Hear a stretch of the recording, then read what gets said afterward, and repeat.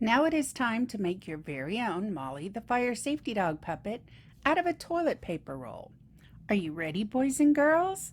Let's get started. Here's what you will need. Be sure to ask a grown-up if you need help.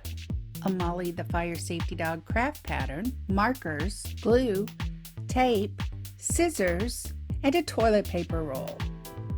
First, color your picture of Molly.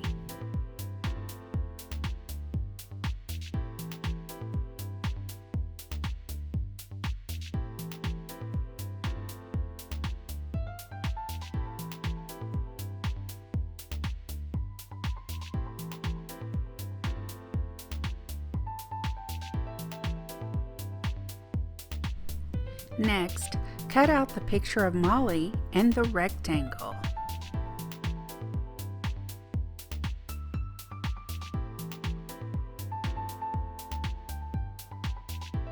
Wrap the toilet paper roll,